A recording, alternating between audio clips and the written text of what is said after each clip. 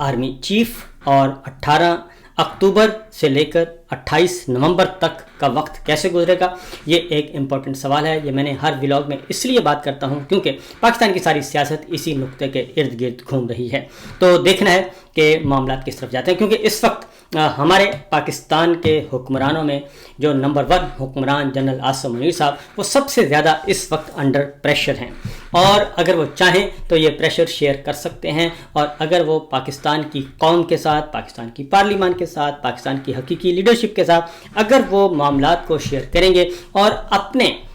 इदारे की जो इनपुट आ रही है उस पर अमल करेंगे तो बहुत कुछ हो सकता है। लेकिन अगर वो ये काम नहीं करेंगे और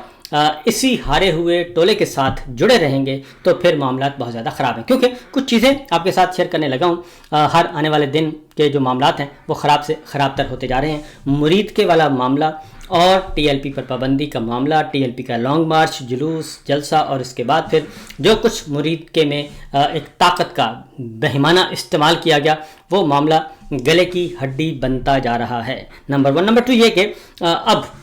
एक दूसरे के गले में वो पट्टा डालने की कोशिश कर रहे हैं कि ये फंदा आपके गले में हम डालते हैं, ये फंदा आपके गले में डालते हैं, लेकिन बात बन नहीं रही। उसकी वजह यह है कि मसाजिद को सील किया जा रहा है, मदरसों को सील किया जा रहा है और ये चीज़ अब इस वक्त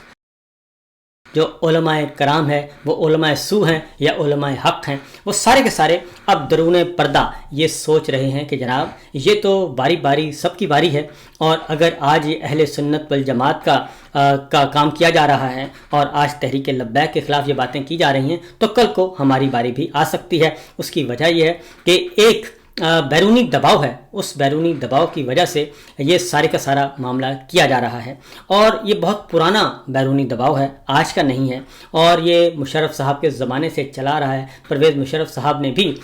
एक काम करने की